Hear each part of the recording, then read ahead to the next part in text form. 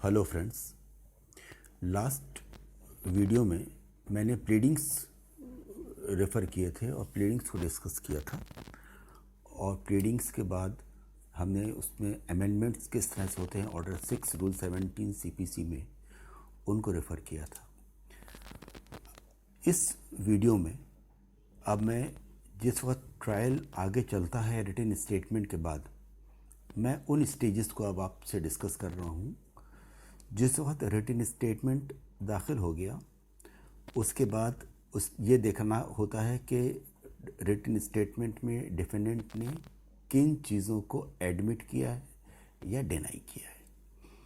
जिन चीज़ों को एडमिट किया है उन चीज़ों के बारे में कहीं कुछ पूछने की ज़रूरत नहीं होती है।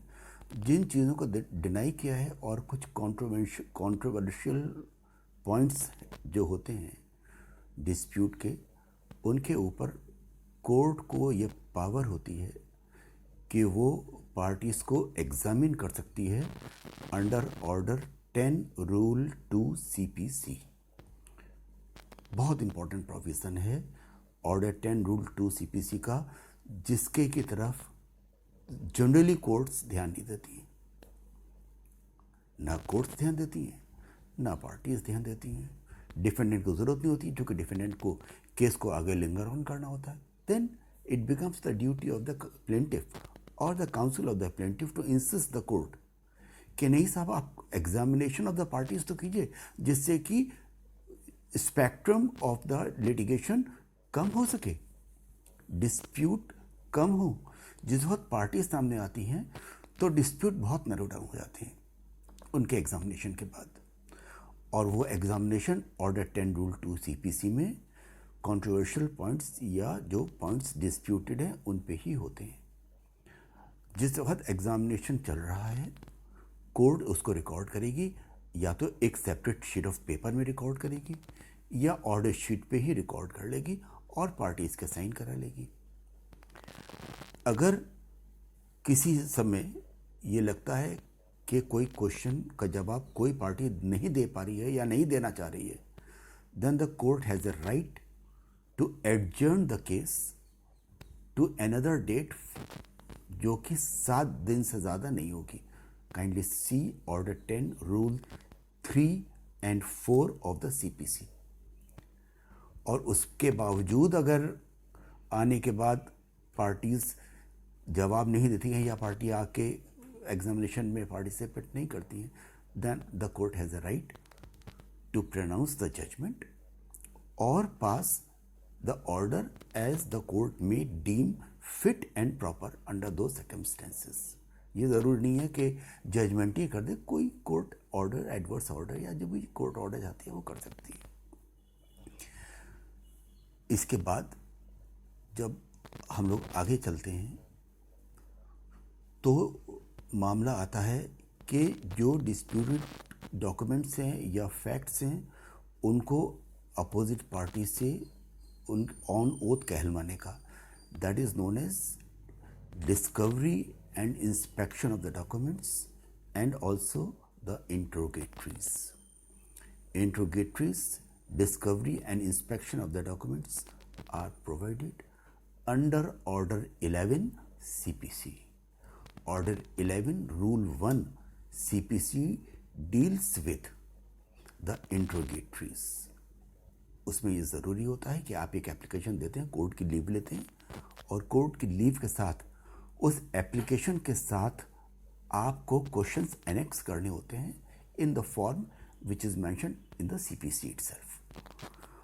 और जब कोर्ट आपको परमिट कर देती है, then the opposite party has to give the answer on oath. इसके साथ साथ हम लोग डॉक्यूमेंट्स को डिस्कवरी के लिए भी मूव कर सकते हैं under order 11 rule 12 and 13 of CPC. Order 11 rule 12 and 13 of the CPC में जो भी इम्पोर्टेंट डॉक्यूमेंट्स ऑपोजिट पार्टी के कब्जे में होते हैं, उन डॉक्यूमेंट्स को उनसे कॉल अपॉन किया जा सकता है कि वो कोर्ट में फाइल करें। Then the other party has either to file those documents in the court or if he or she does not file the document in the court, then he has to give an affidavit that he is whether in possession of those documents or not. If he is not in possession of those documents, and obviously then none of the parties are in possession of those documents, then what will happen? Original document is not there. Then it will be considered by way of the secondary evidence. Secondary evidence is provided under the Indian Evidence Act. Secondary evidence किस तरह से ली जाती है section 62 and 63 of the Indian evidence act के अंदर, वो जिस वक्त हम एविडेंस एक्ट आपसे डिस्कस करेंगे हम उस समय आपसे उस पॉइंट को करेंगे. लेकिन discovery of the documents is a very very vital point, और यहाँ पर ऑपोजिट पार्टी को आप कॉल अपॉन कर सकते हैं कि आप उन डॉक्यूमेंट्स को जो कि इम्पॉर्टेंट हैं for the proper disposal of the suit वो कोर्ट में फाइल करें. जिस वक्त वो डॉक्यूमेंट्स आते हैं then you have a right to inspect those documents. Inspection के लिए आप कोर्ट में मूव कर सकते हैं, और इवन अदरवाइज भी अब तो बहुत सारे तरीके हैं कि आप इंस्पेक्शन कर सकते हैं. इंस्पेक्शन करने के बाद डिस्कवरी और इंट्रोगेटरीज के बाद then the matter comes that the issues have to be framed. Issues are framed under order 14 of CPC. Issues can be framed either on the disputed points of fact or the disputed point of law. दोनों पे ही issues frame होते हैं. Issues अगर frame होने के बाद ये लगता है किसी भी पार्टी को कि वो issues गलत frame हो गए या issues दूसरी तरह से फ्रेम होने चाहिए थे, then you have a right to move an application to the court for the amendment of the issues under order 14 rule 5 of the CPC. Issues के समय डॉक्यूमेंट्स कोई भी पार्टीज कोर्ट में फाइल कर सकती है as a matter of right up till the time of framing of the issues, and documents can be filed under order 13 of CPC. जिस वक्त डॉक्यूमेंट फाइल होते हैं कोर्ट में then it has to be seen whether those documents are admissible or they are not admissible in evidence. If they are not admissible in evidence, then the party has a right to move an application for impounding of the document, and the court either suo motu or on the application of any party can impound the document or documents filed by any party. Impounding of the document is also a very vital point. जिस वक्त document file हो रहे हैं उस वक्त देखना चाहिए कि whether the document is properly stamped or whether that document requires registration or not. If the document requires registration under section 17 of the Indian Registration Act and that document is not registered, it is inadmissible in evidence under section 49 of the Indian Registration Act, and it will not be read in evidence. Apart from not reading in evidence, आप your documents impound हो सकते हैं अगर properly stamped नहीं है तो. Impounding का procedure order 13 के अंदर प्रोवाइडेड है. जिस वक्त इश्यूज बन जाते हैं उसके बाद witnesses have to be produced.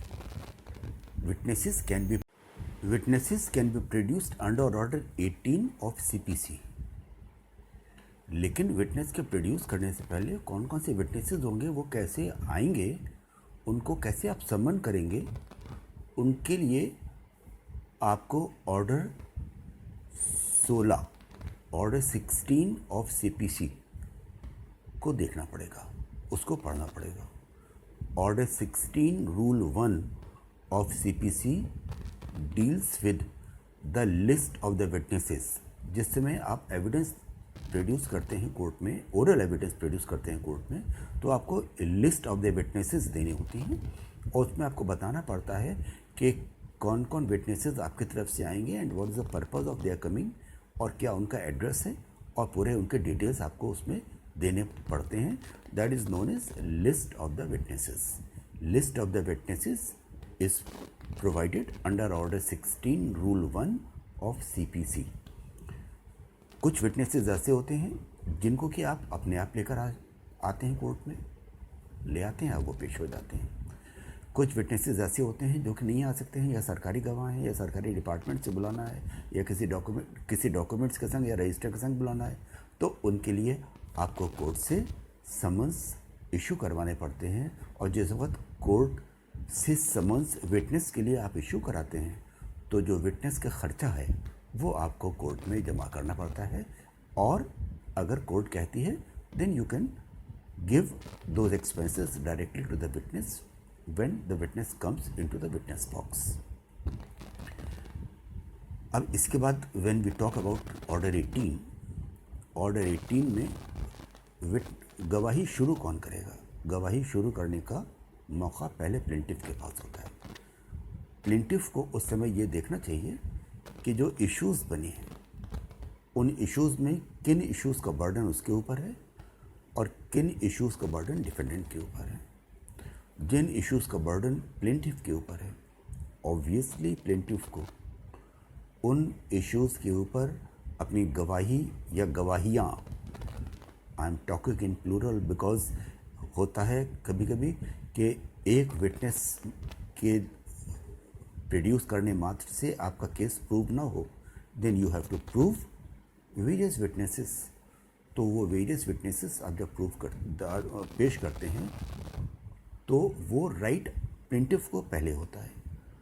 Plaintiff के पास ये भी अपॉर्चुनिटी है कि वह डिफेंडेंट का जिन इश्यूज़ के ऊपर बर्डन लाई कर रहा है वो उन इश्यूज़ के ऊपर अपना राइट रिजर्व कर लें और कहें साहब हम डिफेंडेंट की गवाही होने के बाद इन इश्यूज़ में अपना रिबटल में एविडेंस देंगे. That right can be reserved under order 18 rule 3 CPC. ये बहुत कम लोग इस बात को ध्यान रखते हैं, लेकिन इसमें सबसे बड़ा ड्रॉबैक ये रहता है कि आप अपने अगर राइट को रिजर्व किया और प्लेंटिफ ने कहा नो एविडेंस, हम कोई एविडेंस नहीं देते हैं, तो फिर आपको एविडेंस देने का मौका नहीं मिलेगा, because you have reserve the right to lead evidence on those issues in rebuttal. तो ऐसी सूरत में एविडेंस को प्रोड्यूस करते समय इस बात को देखा जाना बहुत ज़्यादा ज़रूरी होता है.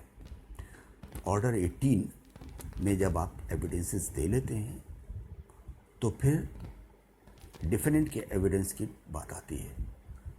यहाँ पर ये ध्यान रखना बहुत ज़रूरी है कि आपका जो विटनेस या विटनेसेस आ रहे हैं उनसे आप अपने डॉक्यूमेंट्री एविडेंसेस को प्रूव कराते चलिए.